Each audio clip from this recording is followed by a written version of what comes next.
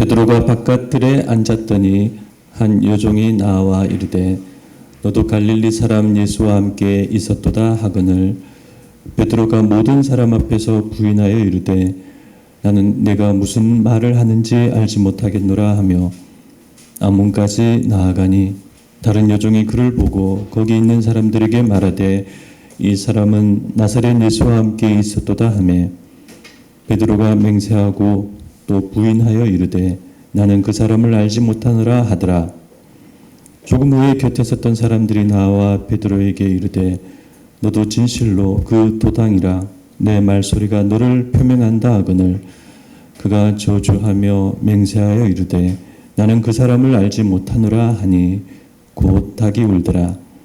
이에 베드로가 예수의 말씀에 닭 울기 전에 내가 3번 나를 부인하리라 하심이 생각나서 밖에 나가서 심히 통곡하니라. 아멘. 네, 오늘 이 말씀을 가지고 신앙이란 무엇인가 라는 제목으로 말씀을 나누고자 합니다. 오늘 본문은 베드로가 예수님을 모른다고 3번 부인하는 내용입니다. 이 베드로의 일화를 놀랍게도 사복음서가 다 기록하고 있습니다. 왜 베드로의 이 부끄러운 모습을 복음서마다 다 기록하고 있을까요? 지금 우리가 생각하기에 중요한 것은 예수님이죠. 그런데 사복음서는 이상하게도 예수님의 재판과 십자가의 길 도중에 모두 다 이 베드로 일화를 빠뜨리지 않고 있습니다. 물론 직접적인 이유 하나가 있습니다. 예수님께서 베드로가 3번 부인할 것을 예언하셨기 때문입니다. 내가 닭 울기 전에 3번 나를 부인하리라. 네, 예수님이 말씀하신 대로 베드로는 예수님을 이렇게 부인했습니다.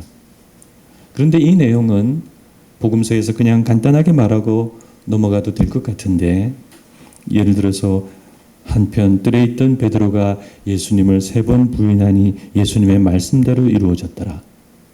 그런데 굳이 이렇게 한 문단 전체를 할애해서 자세히 말할 필요가 있을까 의아합니다. 왜 이렇게 사복음서는 베드로의 부인을 자세히 말하는 걸까요? 여기에 우리의 궁금증이 있는데 베드로가 예수님을 부인한 것이 그렇게 중요한 일일까요? 네, 그런 것 같습니다. 베드로의 부인이 중요한 내용인 것 같습니다. 예수님의 십자가 사건 진행에 있어서 중요하다기보다는 예수님의 십자가 사건과는 별개로 베드로처럼 예수님을 따르는 우리에게 중요하기 때문에 이렇게 기록하고 있는 것 같습니다. 그렇습니다. 베드로 이 사건은 우리에게 중요한 의미가 있습니다. 어떤 중요한 의미를 말씀하는가? 네, 바로 베드로의 통곡과 눈물입니다. 그래서 오늘 본문 말씀은 바로 이런 베드로의 눈물에 초점을 맞추도록 점진적으로 글을 쓰고 있습니다. 베드로는 처음에 대제사장의 집 바깥들에서 예수님을 가볍게 부인합니다. 나는 내가 무슨 말을 하는지 모르겠노라. 두 번째는 앞문으로 이동해서 거기서 맹세하며 강하게 부인합니다. 베드로가 맹세하고 또 부인하여 이르되 나는 그 사람을 알지 못하노라. 세 번째는 예수님을 저주로 맹세하며 부인하고는 마침내 밖으로 나가버립니다. 밖으로 나온 베드로는 예수님의 말씀을 기억하고 심히 통곡하게 됩니다. 이렇게 오늘 본문은 베드로를 점진적으로 보여주면서 마침내 베드로가 예수님을 부인하고 완전히 무너지고 통곡하는 모습을 보여줍니다. 그렇다면 오늘 본문이 보여주는 베드로의 이 통곡과 눈물은 무엇을 말하는 걸까요? 한 가지 중요한 교훈은 여기엔 우리가 믿는 기독교 신앙의 의미가 담겨 있다는 사실입니다. 베드로의 통곡과 눈물은 우리가 믿는 기독교 신앙이 무엇인지를 가르쳐 줍니다. 신앙이란 무엇인가? 사전을 찾아보면 이렇게 설명합니다. 믿음의 대상을 굳게 믿고 그 가르침을 지키고 따르는 것. 믿을 신, 우러러 볼 앙. 믿고 우러러 보며 따르는 것. 네, 이것이 일반적인 신앙의 의미입니다.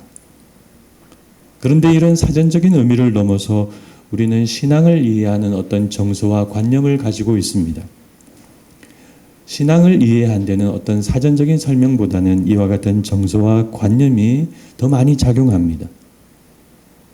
우리 민족은 전통적으로 신앙을 어떻게 이해했을까요? 어떤 정서와 어떤 관념으로 이해했을까요? 네, 우리 민족은 신앙을 비는 것과 지성을 드리는 것으로 많이 이해했습니다. 그 신은 잘 모르지만 그 신이 누구이든 우리는 거기에 빌고 간절히 지성을 드렸습니다. 천지신명께도 빌고 신령님께도 빌고 조상님께도 빌고 마을록이 큰 나무에도 빌고 바닷가에서 용암님께도 빌었습니다. 그것이 우리의 전통적인 신앙 정서이죠. 우리 민족은 신앙을 그렇게 이해하고 빌고 기원하고 염원하는 것으로 이해했습니다.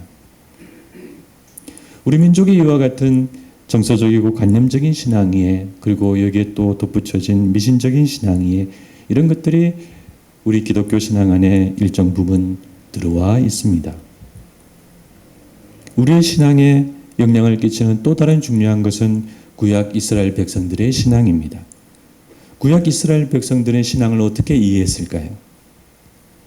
구약 이스라엘 백성들의 신앙 중심은 두 가지였습니다. 율법과 성전이죠. 그런데 이 율법과 성전은 서로 다른 두 가지 방향을 가지고 있습니다. 성전은 눈에 보이는 제사와 예배와 형식을 중요시하는 방향을 가지고 있습니다.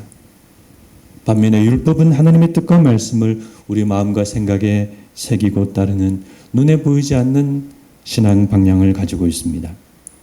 그래서 율법과 성전은 이렇게 하나는 보이는 것을 다른 하나는 보이지 않는 것을 지향하면서 신앙의 균형을 이루고 있습니다. 그러나 시간이 갈수록 이스라엘 역사 속에서 눈에 보이는 성전 신앙이 중요해졌습니다. 반면에 눈에 보이지 않는 율법을 준수하는 신앙과 삶은 약해지고 율법 신앙도 보이는 신앙으로 바뀌어졌습니다. 율법을 눈에 보이게 지키는 그런 형식적인 율법 신앙이 커지고 율법을 마음 중심으로 지키고 따르는 보이지 않는 율법 신앙은 작아졌습니다. 그래서 한마디로 구약 신앙은 성전이라든지 제사라든지 눈에 보이는 율법 준수라든지 이렇게 눈에 보이는 신앙을 중요하게 여기는 방향으로 나아가게 되었습니다. 그래서 우리가 지금 이스라엘 백성들의 구약 신앙을 벗어나지 못하면 신앙을 보는 것으로 이해하는 옛 신앙에 머물게 됩니다. 그러면 우리는 하나님을 믿고 순종하는 마음 중심과 선하고 의로운 우리의 삶과 또 우리의 성숙과 변화보다 눈에 보이는 예배나 화려한 예배 장소나 신앙의 결과나 기도 응답이나 물질 축복, 성장 이런 것들을 중요시 여기게 됩니다. 또 보이지 않는 하나님의 나라보다 보이는 천국을 중요시하는 그런 신앙이 됩니다. 이 모든 것들은 신앙이 무엇인지를 이해하는 잘못된 정서와 관념이라 할 수 있습니다. 그러나 신앙은 단지 비는 것이 아닙니다. 신앙은 단지 예배를 잘 모여서 예배를 잘 드리는 것이 아닙니다. 신앙은 우리가 열심히 해서 눈에 보이는 좋은 결과를 얻는 것이 아닙니다. 신앙은 그 이상입니다. 신앙이 그 이상이라는 것은 오늘 베드로가 잘 보여주고 있습니다. 오늘 본문에서 베드로는 눈물을 흘리고 심히 통곡하고 있습니다. 베드로가 왜 갑자기 울게 되었을까요? 네, 그것은 자신이 사랑하는 주님을 3번이나 부인하고 배반한 것을 불현듯 깨달았기 때문입니다. 상황에 몰려서 정신없이 주님을 모른다고 하고 밖으로 도망쳤는데 그것이 얼마나 주님을 배반한 일인지, 얼마나 주님하고의 관계가 깨어진 일인지 깨닫게 된 것입니다. 비는 것이 신앙이고 모여서 예배 잘 드리는 것이 신앙이고 믿어서 좋은 것 얻는 것이 신앙이라면 이렇게 울 일이 없습니다. 못 받으면 그만이죠. 안 주시면 할 수 없죠. 울 일은 없습니다. 예배 드리면 기쁘죠. 찬송하면 은혜가 되죠. 울 일은 없습니다. 그러나 우리 기독교 신앙은 빌고 엎드리고 받고 예배 드리고 이런 것보다 베드로처럼 주님을 잘 따르는 일입니다. 우리의 주된 신앙은 빌고 절하고 기도하고 예배하는 것이 아니라 살아가면서 하나님을 의식하고 하나님과의 관계를 지키고 그렇게 살아가는 것이 바로 우리의 신앙생활입니다. 그런데 그 관계가 손상이 되고 문제가 생기고 주님을 어쩔 수 없이 부인하게 되고 하나님의 그 사랑과 은혜를 저버리게 되면 그것이 마음이 아프고 걸리고 죄송하고 눈물이 나고 견딜 수 없고 또 견딜 수 없어야 하는 것이 우리의 신앙생활입니다. 이렇게 우리는 예수님을 부인한 이 베드로의 눈물과 통곡을 통해 신앙이 무엇인지 새롭게 배우게 됩니다. 신앙이란 한마디로 하나님과의 관계입니다. 하나님과의 인격적인 관계입니다.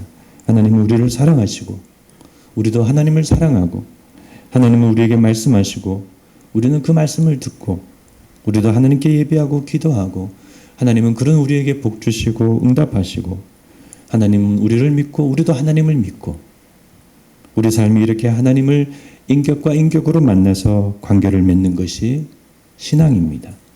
보이지 않는 것이죠. 잘 보이지 않기 때문에 이런 생활을 잘하지 못합니다. 그러나 보이지 않지만 하나님의 관계를 그렇게 잘 맺는 분은 신앙생활을 잘하는 분이고 열심히 하지만 하나님과의 관계를 잘 맺지 못하고 하나님과 가까이 살아가지 못하는 분은 신앙생활을 잘 못하는 분이라고 할 수 있습니다. 그러므로 하나님과의 관계는 우리 신앙의 본질로서 중요합니다.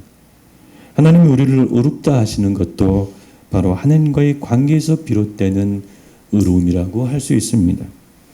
신학자들은 성경에서 하나님이 우리를 의롭다 하시는 의미가 무엇인지 연구했습니다. 우리는 하나님을 믿어도 여전히 죄를 짓는 모습 그대로 가지고 있죠. 의롭지 않습니다. 그러나 하나님은 그런 우리를 의롭다고 선언해 주십니다. 그래서 신학자들은 그것이 도대체 무슨 의미인지 연구했습니다. 그런데 성경을 보니까 하나님이 우리를 의롭다 하시는 것은 그분과의 지속적인 관계에서 이루어지는 의로움이라는 것을 발견하였습니다. 우리는 이것을 아브라함을 통해 알 수 있습니다.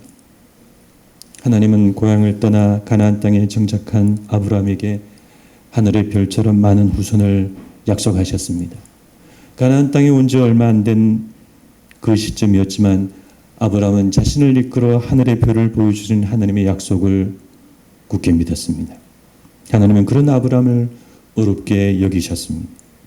그러나 하나님이 아브라함을 의롭게 여기신 것은 그때 한 번만이 아닙니다. 하나님은 백세에 아들 이삭을 주실 때 아브라함이 그런 사건이 또 일어납니다. 아브라함은 그때 하나님을 또 굳게 믿었습니다. 로마서 4장은 이렇게 말씀합니다. 아브라함이 바랄 수 없는 중에 바라고 믿었으니 그가 백세나 되어 자기 몸이 죽은 것 같고 사라의 태가 죽은 것 같음을 알고도 믿음이 약해지지 아니하고 약속하신 그것을 능히 이루실 줄을 확신하였으니 그러므로 그것이 그에게 의로 여겨졌느니라.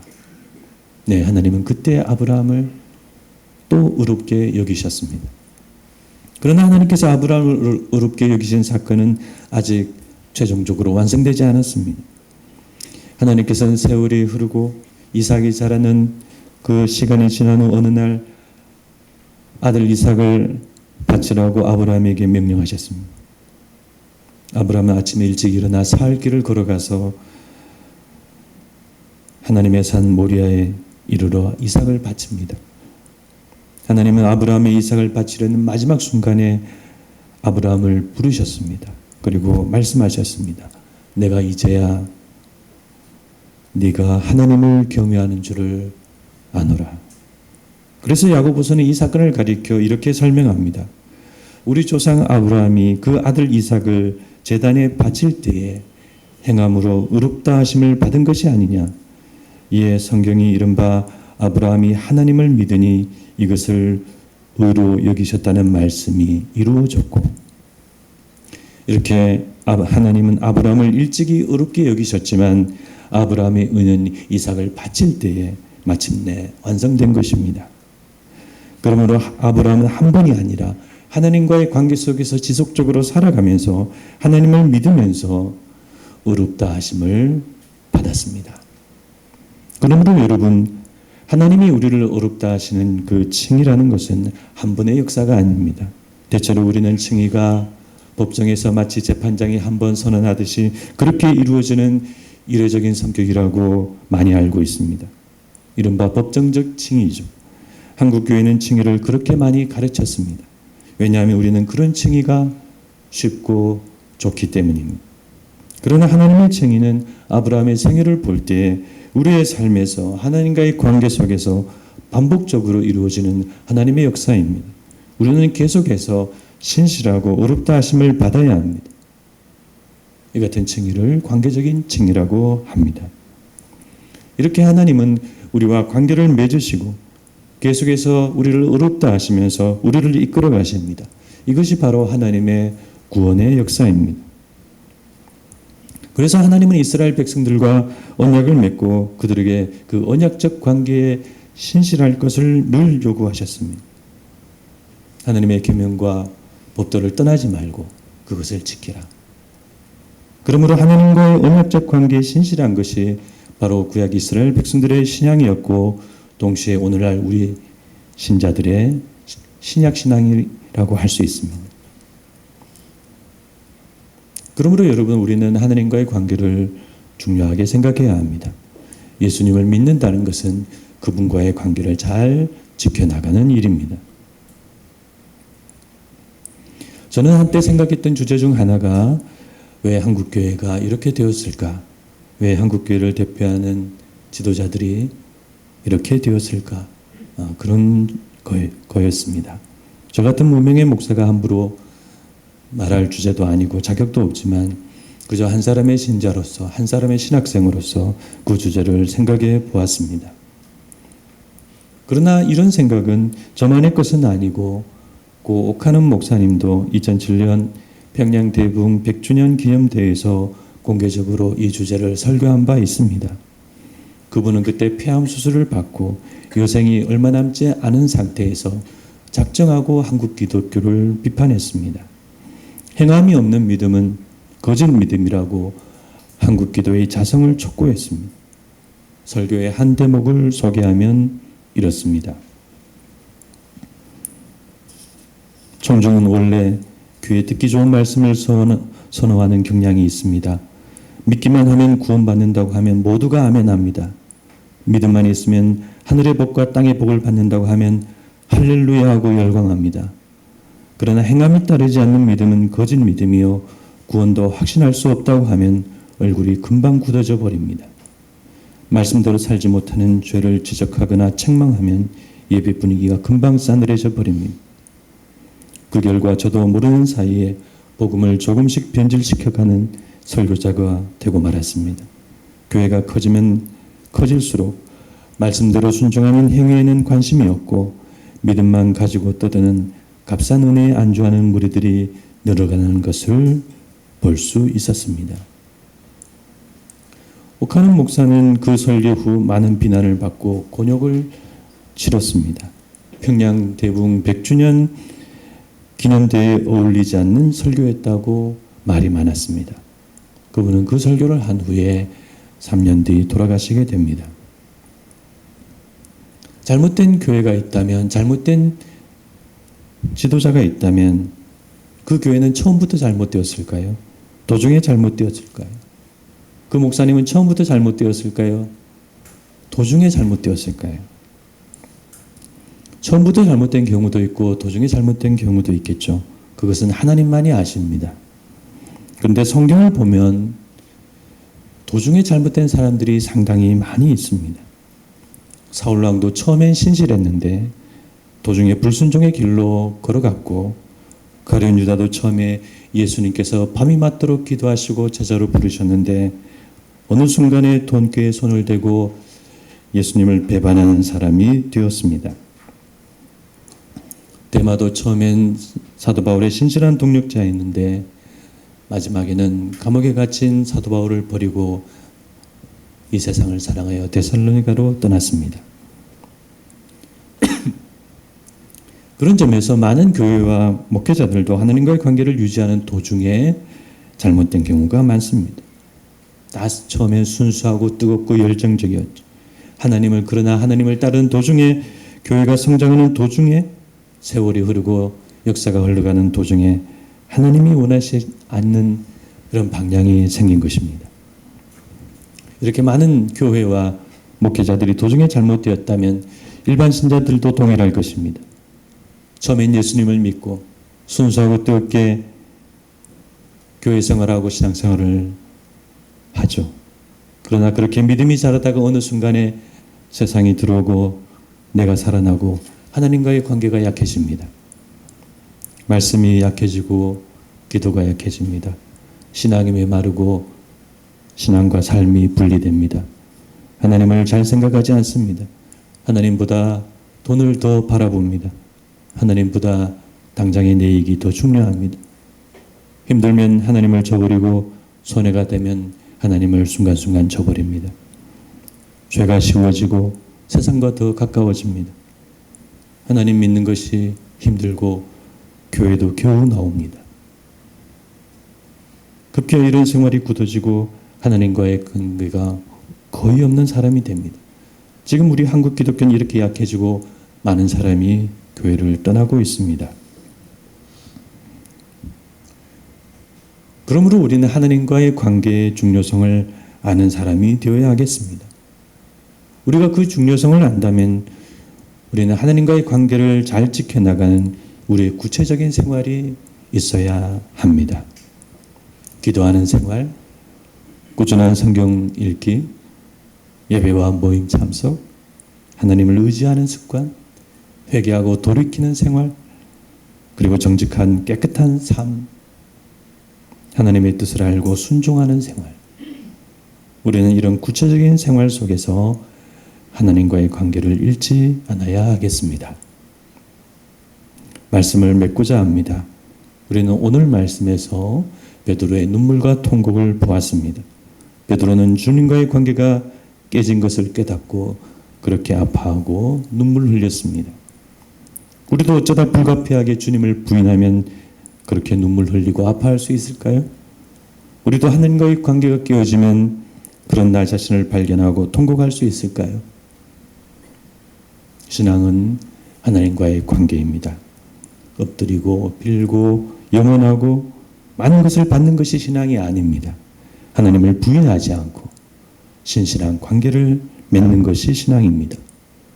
우리가 하나님과 그런 관계를 잘 맺으면 하나님의 선하신 손길이 항상 우리 위에 있는 그런 복된 사람이 됩니다. 나는 하나님과의 관계가 지금 어떤가? 냉정한 평가를 내리시기를 바랍니다. 아무쪼록 우리 드리피 믿음산 교회 성도님들은 모두 다 하나님과의 신실한 관계 안에 있으시길 주님의 이름으로 축원합니다. 예, 기도하시겠습니다.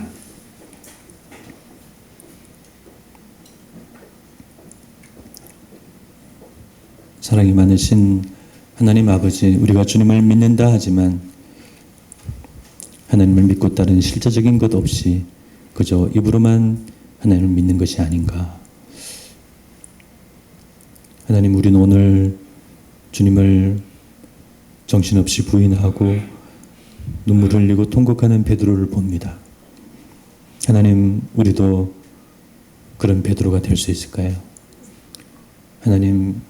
하나님을 소홀히 하고 잘 생각하지 않고 하나님을 가볍게 여기며 우리가 세상 살고 바쁘고 정신없이 그렇게 살아가는 거 아닌가 생각합니다. 하나님과의 관계를 무엇보다도 소중히 여기는 저희들이 되게 하여 주시옵시고 하나님과의 관계를 지키는 우리만의 개인적인 생활과 실천이 있게 하여 주시옵시고 우리 안에 분명한 믿음의 선이 있게 하여 주시옵시고 죄짓지 않게 하여 주시고 하나님 앞에 늘 가까이 나가는 저희들이 될 수 있도록 인도하여 주시옵소서. 아무쪼록 하나님과의 그러한 깊은 관계 속에 하나님의 귀하신 능력과 사랑의 손길이 우리의 삶과 우리 위에 항상 있는 그런 복된 하나님의 자녀가 될 수 있도록 늘 인도하여 주시옵소서. 지금은 우리 주 예수 그리스도의 크신 은혜와 하나님 아버지의 무한하신 사랑과 성령님의 감화 감동 교통하심이 하나님과의 관계 속에서 살아가기를 원하는 여기 있는 모든 분들 머리 위에 지금부터 영원토록 함께 있을지어다. 아멘.